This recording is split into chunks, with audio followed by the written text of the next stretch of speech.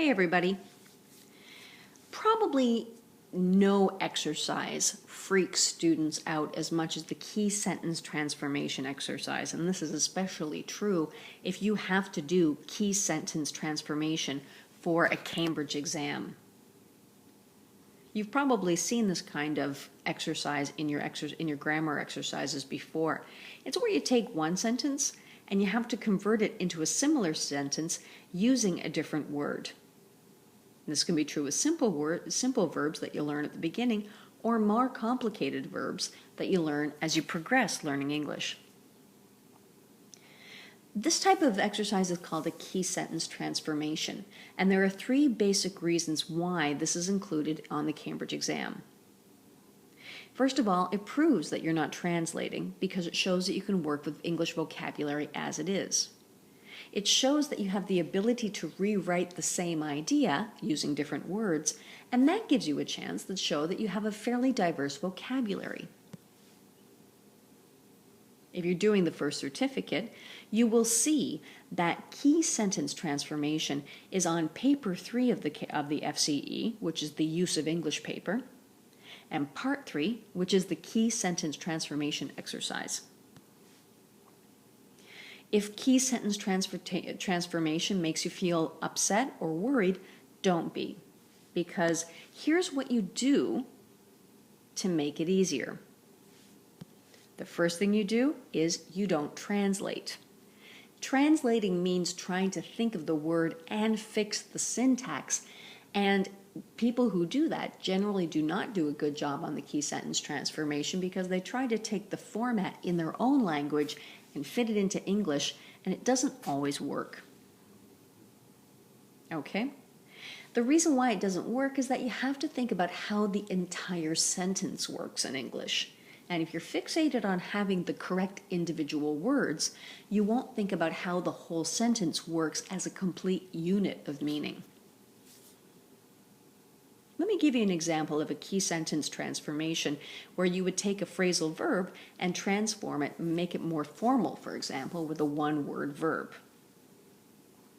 In this case, we need to eliminate the phrasal verb putting up with and rewrite the sentence with between 2 or 5 words, giving the same meaning, but with a different verb.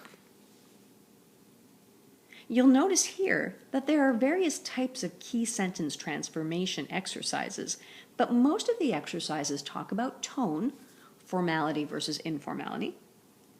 They talk about the idea of possibility, or the key sentence transformation exercises are directed at knowing how to use a verb and the verb patterns and verb ideas correctly in different types of sentences. And be aware, they could give you two of these in the same exercise.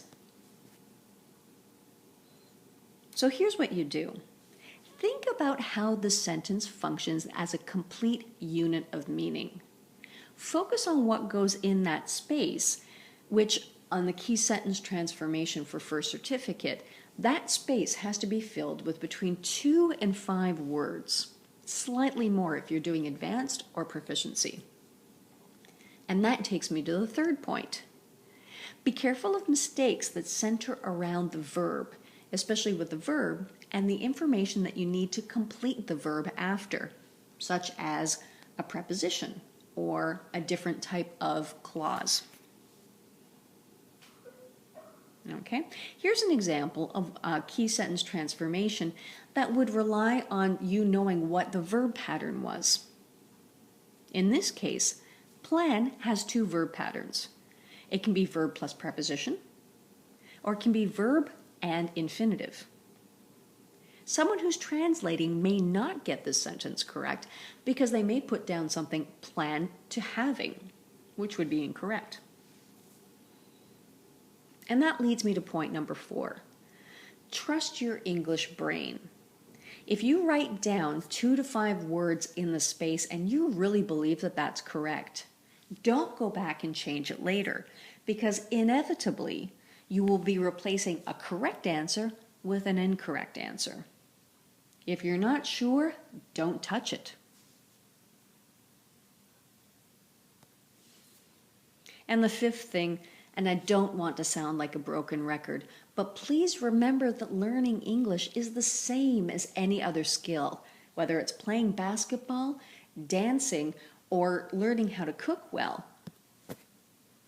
Practice makes perfect. The more you do it, the easier it is to do. And that's just as true with key sentence transformation as it is with any other skill that you could have. And speaking of practice, I would definitely recommend the FlowJo website for their key sentence transformation exercises.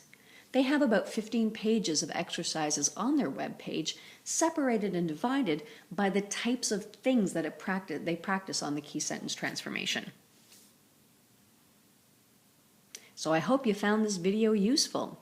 If you'd like more information about English in general, as well as hints and information on how to study English more efficiently, please visit the blog at stop-spanish.blogspot.ca. And if you'd like more information about classes of English for Spanish speakers of English, please visit the website at www.stopspanglish.com.